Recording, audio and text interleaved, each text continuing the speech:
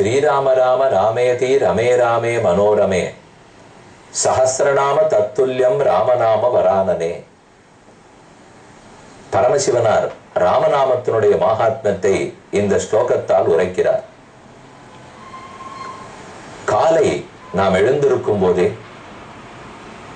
பகவானின் திருநாமத்தை சொல்லுவது நன்மை பயக்கும். நாள் முழுவதும் நம்முடைய நாவு எத்தனையோ பேச போகிறது. அந்த பேச்சுகளை குறைப்பதே நலம் பயக்கும். பகவன் நாமங்கள் பாபங்களை எல்லாம் விலக்கும்.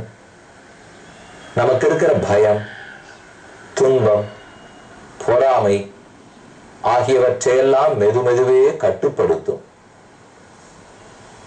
நாமங்களை சொன்னால் நமக்கு சுகம் வளர்கிறது. சொல்லுவதே இன்பமாக இருக்கிறது. இதத்தனை நமக்கு சொல்லிக் கொடுக்கிறவர் ஆஞ்சநேயர். சாமான்யமா உலகத்தில் ஒரு கருத்துள்ளது. யார் பஜனை பண்ணி கொண்டிருப்பார்கள்? ஓ, அவர்களுக்கெல்லாம் வேறு வேலை இல்லை, வயதாகிவிட்டது, கோயில் குளம் என்று போய்கொண்டு ஆங்காங்கு ஆடிக்கொண்டும் பாடிக்கொண்டும் பஜனை பண்ணி கொண்டிருக்கலாம். நமக்கெல்லாம் வேலை பளு அதிகமாக இருக்கிறது. அதனால் நாம் பஜனை பண்ணுவதற்கு நேரம் இல்லாதவர்கள். இயலாதவர்கள் தானே பஜனை பண்ண வேண்டும். இயன்றவர்கள் தங்கள் வாழ்க்கையை தாங்களே அமைத்துக் கொள்ளலாம் என்கிற நினைவு வரலாம். அது தவறான அபிப்பிராயம். கருத்தே தப்பு. ஆஞ்சநேயரை விட சக்தி படைத்தவரா? ஆஞ்சநேயரை விட எடுத்த காரியத்தை சடக்கென சரியாக முடிக்கக்கூடிய சாமர்த்தியமா? அவ்வளவு இருந்தும் எப்போதும் ஏகாந்தத்தில் அமர்ந்து ராமநாமத்தையே ஜபித்துக் கொண்டிருக்கிறார். அவர் வேறேதும் முடியாததனாலே ராமநாமத்தை சொல்லவில்லை. ராமநாமம் அனைத்தையும் பண்ண வைக்கும் என்கிற உறுதியான நம்பிக்கையாலே கூறிக்கொண்டிருக்கிறார். நாமே அன்றாடம் 5 நிமிடங்களோ 10 15 எவ்வளவு நேரம் முடியுமோ ராமநாமத்தை, கிருஷ்ணநாமத்தை சொல்ல வேண்டும். அதைத்தான் பார்வதி தேவிக்கு பரமசிவனார் உரைத்தார். எத்தனை முறை வேணுமோ சொல்லு தேவி, ஸ்ரீராம ராம ராமேதி ரமே ராமே மனோரமே சஹசிரநாம தத்துல்யம். பகவானுடைய 1000 திருநாமங்கள் சொன்னத்துக்கு சமம் ஓர் ராமநாமத்தை கூறினாள். அந்த ராமநாமமே தாரக மந்திரமாய், தன்னை எப்போதும் காக்கும் மந்திரமாய் ஆஞ்சநேயர் கொண்டுள்ளார். காஞ்சிபுரம் முத்தியாலுப்பேட்டையில் பிரசன்ன ஆஞ்சநேயரை தரிசிக்க வந்துள்ளோம். பிரசன்ன சிரித்த முகத்தோடே, மகிழ்ச்சி ததும்பும் அதரத்தோடே, பேசத் துடிக்கும் கண்களோடே, மலர்ந்த முகத்தோட ஆஞ்சநேயர் உள்ளார். அந்த சுவாமியை பார்த்தேன், பிரசன்னமா இருக்கார். அப்படின்னா முகத்திலேயே மகிழ்ச்சி தெரிகிறது, திருப்தி தெரிகிறது. ஏன் எப்போதும் ஆஞ்சநேயர் பிரசன்ன முகமாக இருக்கிறார்? வாயார ராமநாமத்தை சொல்லிக் கொண்டிருக்கிறார். ஆகையால் முகத்தில் அந்த அழகு வெளிப்படுகிறது. அகத்தின் அழகு முகத்தில் தெரியும். உள்ளூர திருப்தி, பொறாமை இல்லை, துன்பம் இல்லை, பயம் இல்லை. தன்னடைய அது முகத்தில் தானே தெரியும். அதனால் தான் இவர் பிரசன்ன ஆஞ்சநேயராக உள்ளார். இந்த ஆஞ்சநேயரிடத்தே ஒரு சிறப்பு காண்கிறோம். 2 கைகளையும் கூப்பிக் கொண்டிருக்கிறார்.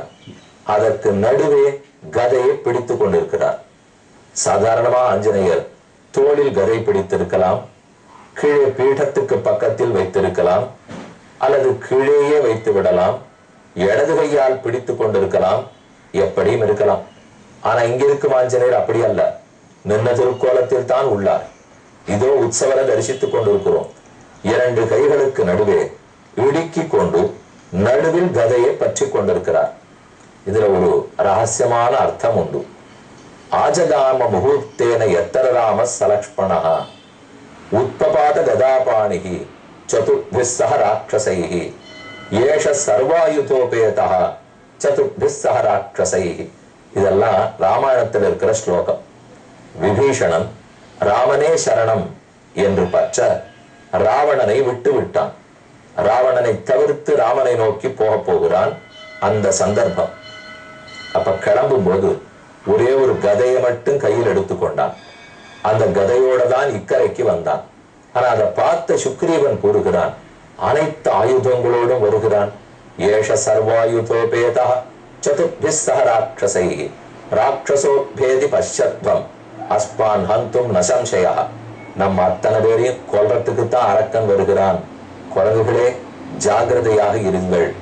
ஆளாளுக்கு பெரிய கல்லையும் மரத்தையும் பிடுங்கிக் கொண்டு காத்திருங்கள். விபீஷணன் ஆகாயத்திலிருந்து கீழே இறங்கட்டும், உடனே அவனை கொன்று விட வேண்டியதுதான் என்று கூக்குரலிட்டான் சுக்ரீவன். எதனால்? அவன் ஒரு கதையைத்தானே தூக்கி வந்தான். ஏன் அனைத்து ஆயுதங்கள்னு சுக்ரீவன் பயப்படுகிறான்? ஒரு கதையோடு தான் வந்தான். ஆனா அந்த கதை இப்படி வைத்துக் கொண்டு வரவில்லை, இப்படி கீழே வைத்துக் கொண்டு வரவில்லை. கைகளை கூப்பிக் கொண்டு, கூப்பிய கைகளுக்கு நடுவே வைத்துக் கொண்டு வந்திருக்கிறான். ஏன்? அதனால் என்ன? ஒரு ராமனை பத்தின ரகசியம் தெரிஞ்சிருக்கு. யாரேனும் கைகூப்பினால் அதுதான் ராமனை சமாதானப்படுத்த, வசப்படுத்த சிறந்த ஆயுதம். நாம ஏதான ஆயுதத்தை கையில் எடுத்துன்னு போனால் ராமன் வெட்டி வீழ்த்தி விடுவான். ஆனா ஆயுதங்களை கீழே புகட்டு கைகளை கூப்பி கொண்டு போனால் அஞ்சலி பரமாமுத்ரா க்ஷிப்ரம் தேவ பிரசாதினி. அஞ்சலி செய்தால் உடனுக்குடன் பெருமான் வசப்படுகிறான். இந்த மர்மத்தை யாரோ விபீஷணனுக்கு சொல்லிக் கொடுத்திருக்கிறார்கள். இரண்டு கைகளையும் கூப்பிக்கொண்டு அதற்கு நடுவில் கதையை வைத்துக் கொண்டு வருகிறான். இந்த கூப்பின கையை பார்த்தாலே என் ராமன் தோற்றுருவனே, அதனால் அவனுக்கு என்ன நடந்துடுமோ என்ன பயப்பட்டான் சுக்ரீவன். அப்ப அதுல இருந்து தாம தெரிஞ்சுக்கிற உண்மை என்ன? கையை கூப்பி கொண்டால் அது சிறந்த ஆயுதம்.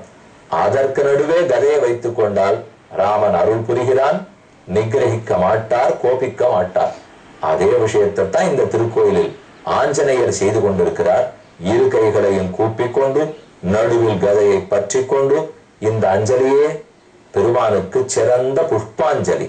நாம கை கூப்பினோம்னால் அந்த வணக்கமே அவனுக்கு சமர்ப்பிக்கப்படுகிற புஷ்பமாலை. இதை நம்மாழ்வாரே சாதிக்கிறார். பூஷும் சாந்தி என் நெஞ்சமே புனைந்த கண்ணி என்னுடைய வாசகம் செய் மாலையே வான் பட்டாடை மகுதே தேசமான வணிகலனும் கைகூப்பு செய்கையே ஈசன் ஞானமுண்டு விழுந்த எந்த ஏகமூர்த்திக்கேன்னு திருவாய்மொழியில போசுறோம்.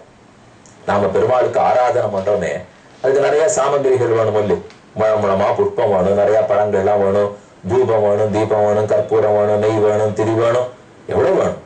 இதெல்லாம் இருக்கலாம், இல்லாத போகலாம். ஆழ்வார் இதுக்கெல்லாம் எங்க போக? பரம ஏழை. அவரால் எங்கேயும் போய் இது எல்லாத்தையும் சேமித்து கொண்டு வரவும் முடியாது. அதனால கையை கூப்பிட்டு சொல்றார், என் நெஞ்சந்தான் உனக்கு பூச வேண்டிய சந்தனம். நான் பாட்டா பாடிருக்கேனே, இந்த பாடல்கள் தான் உனக்கு சாத்தப்பட வேண்டிய பூமாலை, என் வாசகம் செய் மாலை, வான் பட்டாடை. என்னுடைய பாடல்களே நீ உடுத்தி கொள்ள வேண்டிய வஸ்திரமாக இருக்க வேண்டும். தேசமான வணிகளும் என் கைகூப்பு செய்கை, நான் கைகூப்பு அஞ்சலி காட்டுறேனே, இதுவே உனக்கு ஆபரணங்களாக இருக்கட்டும் என்று என்ன அழகா சமர்ப்பித்து விட்டார். அதைத்தான் இங்க ஆஞ்சநேயரத்தில் தரிசித்துக் கொண்டோம். அஞ்சலி கைகூப்பினால் அதை பெருமான் சிறந்த திருவாபரணமாக ஏற்றுக்கொள்ளுகிறார். ஆஞ்சநேயரை, பிரசன்ன ஆஞ்சநேயரை இப்படி மர்மம் தெரிஞ்சு கைகூப்பிட்டாரே, கைகூப்பிட்டதுனாலேயே ராமனை வசப்படுத்தினாரே, அந்த பிரசன்ன ஆஞ்சநேயரை முத்தியாறுபேட்டையில் தரிசித்துக் கொண்டோம். அவருடைய அருளோடு இனி அடுத்த சர்க்கம் பார்க்கலாம். சுந்தரகாண்டத்தில் 52வது சர்க்கம். ராவணனுக்கு வந்தது கோபம். உடனே ஹனுமானை தலையை வெட்டி விடுங்கள், கொன்று விடுங்கள் என்று ஆணையிடுகிறான். ஆனால் விபீஷணன் மறுத்து பேசுகிறான். தூதனாக வந்தவனை கொல்லுவது கூடாது.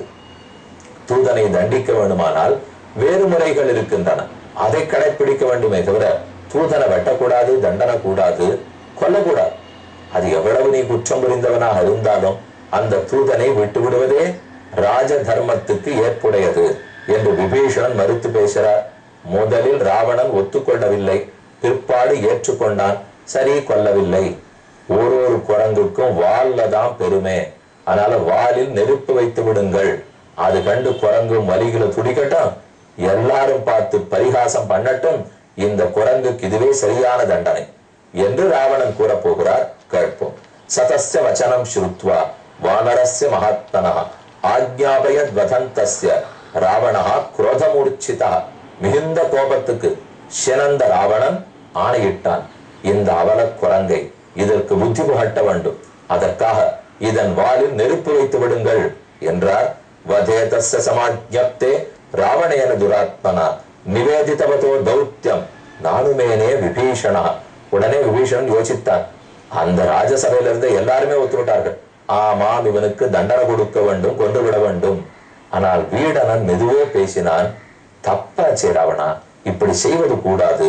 தம் ரக்ஷோதிபதிம் குருத்தம் தச்ச காரியம் உபஸ்திதம் விதித்வா சிந்தையாமாச காரியம் காரியவிதௌ ஸ்திதா. அவர் எவ்வளவு வேணும்னாலும் கோபப்படட்டும். என்ன காரியத்தை எப்படி செய்யலாம்னு நாம் தானே சொல்லி கொடுக்க வேண்டும். ஒருத்தர் கோபப்படுறாருங்கிறதுக்காக, இல்ல நாம ஏதானு சொன்னா வள்ளுன்னு விழுவாருங்கிறதுக்காக சொல்லாம இருந்துட முடியுமா? நாம சொல்லணும். அதுக்கு மேல கோபப்பட்டா ஏற்றுக்கொள்ள வேண்டியதுதான். பேசுகிறான். க்ஷமஸ்வ ரோஷம் தியஜ ராட்சசேந்திர பிரசீதமே வாக்கியமிதம் ஸ்ருணுஷ்வ வதம் ந குர்வந்தி பராவரஜ்ஞா தூதஸ்ஸ சந்தஹ வசுதாதிபேந்திராஹ.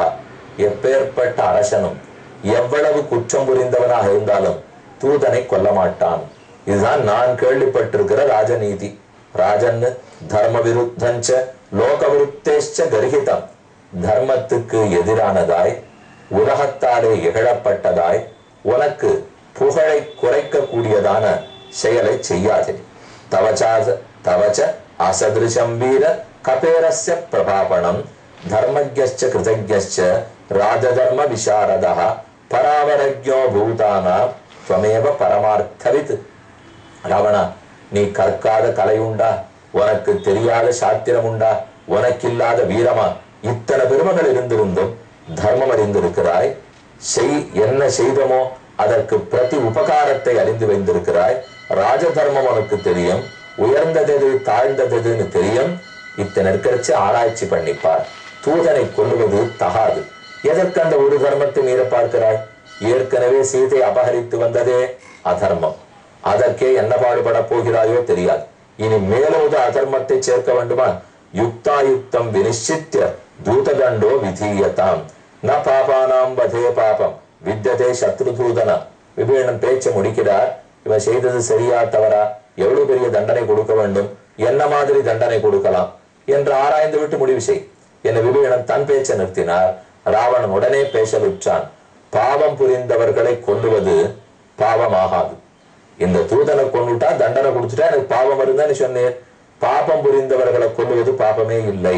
தஸ்மாதிபம் வதிஷ்யாமி வானரம் பாபகாரணம் அதர்ம மூலம் பகுதோஷயுக்தம் அனார்ஜுஷ்டம் வச்சனம் நிசம்ய உவாச்ச வாக்கியம் பரமார்த்த தத்துவம் விபீஷணா புத்திமதாம் வரிஷ்டா. இப்படி உண்மையை புரிந்து கொள்ளாமல் தாம் பிடித்ததே சரி என்று பேசிக்கொண்டிருக்கும் ராவணனுக்கு விபீஷணன் மேலும் உபதேசித்தான். பிரசீத லங்கேஸ்வர ராட்சசேந்திர தர்மார்த்த தத்துவம் வச்சனம் ஸ்ருணுஷ்வ.